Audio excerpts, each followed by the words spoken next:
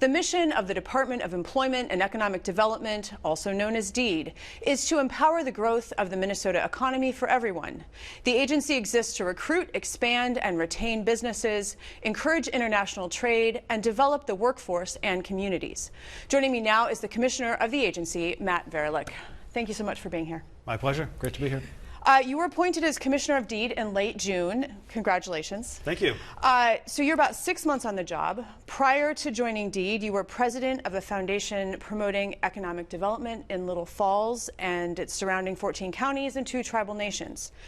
You were a congressional candidate in South Dakota. You studied abroad in Glasgow, and you now reside in rural Benton County. Can you summarize the unique perspective that you bring to DEED? Yeah, I don't know if there's a common thread through all those things, but unique perspective probably is fair.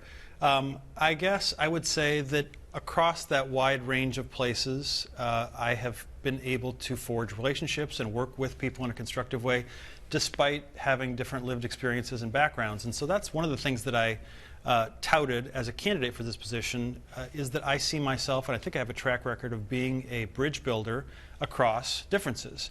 And so for a governor who has made a great emphasis on one Minnesota, the fact that we are all in this together and we all want to achieve that mission of DEED, of a growing economy that reaches more people, it's important for us to be able to work across the greater Minnesota and metro divide. And I think I have done that, and I'm excited to continue doing that. Likewise across political divides, likewise across racial differences, which are important for us to be aware of and work to address inequities. I'm someone who has worked on those things and seeks to bring that perspective to this role. Other parts of my background that I think are relevant, working with the Initiative Foundation for 6.5 years there in Little Falls, which is partly why I live in rural Benton County, and I enjoy the life there, but also intend to stay there for a long time because I have kids who are very happily in their schools. But with the Initiative Foundation, a lot of focus on economic, community development, workforce development, themes that are quite similar to what we're doing at DEED. And in fact, my prior organization was a DEED grantee, and so I had some knowledge of how the agency operates based on that experience, doing things like working to expand availability of affordable childcare, using DEED funds, small business and entrepreneurship training, small business lending, as well as workforce development. So that all gave me, I think, a running start with understanding the vast and highly impactful agency that I'm now at. And then finally, I would mention as well, having worked at the Small Business Administration in a couple of different roles during the Obama administration. That's all pretty relevant because that's a big national organization, but with a somewhat similar scale of workforce and very similar objective of promoting economic development and small business development. So was in a responsibility or a role where I was in charge of 6 states based out of Denver for a couple of years, and then I was in an operations role as Chief Operating Officer for the last couple of years of the Obama administration. So a wealth of experience you are bringing to this role. As you know, the November budget and economic forecast was just released, and Minnesota has a projected surplus of $2.4 billion for the current biennium, which will end June 2025. But there are some hazard lights blinking in the future. One constraining factor for the future of Minnesota's economy is the tightness of the labor force. What is your perspective on this? Yeah, the challenge of finding enough workers is one that is kind of the central feature of the Minnesota economy right now. And in many ways, it's a result of our economic strength. We've had strong and steady economic growth for quite a long time now. Part of DEED is about, of course, shaping the Minnesota economy in a positive way, but we also have a function where we report on the state of the economy. And so we have reported on a monthly basis the labor market figures, and in 9 out of the last 12 months, we added net jobs in the state. So that's great. That shows the fact that private sector employers, public sector employers, and others, they have strong demand for their goods and services. They want more people. But that also means that it is hard to find the folks that you're looking for. We have national unemployment figure of 3.9%, Minnesota's 3.2%. We're already above average when it comes to labor force participation. In other words, more people who could be working are working in our state than most places. I think 4th in the nation. That might well be. Yeah, I think we're 68.5% versus 62% nationally.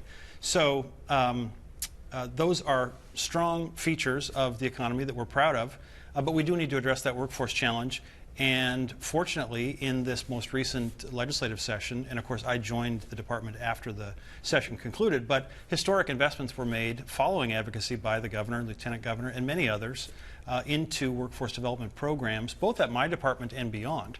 So at my department, we're excited that, for one thing, we have a network of career force centers across the state, I think 52 offices, so that wherever you are, you can go into an office or you can access resources online and get assistance with job seeking, upskilling, et cetera, and have had long-standing programs that are valuable in those ways. But also now we have something new called the Drive for Five, which is where we are providing grants to higher ed institutions, to nonprofits, local units of government, et cetera, to try to steer people into the most high growth sectors that have family sustaining wages, and that's the 5 in the title. So it's like technology, caring professions, education, manufacturing, and trades.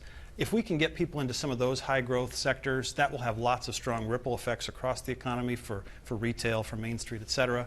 And then we also have something called the Targeted Populations Workforce Grant, which is meant to address the fact that some people have faced higher barriers than average in their career advancement. And so through that program, with $50 million over the biennium, we'll be able to, again, provide grants to partners who can help to overcome some of those barriers.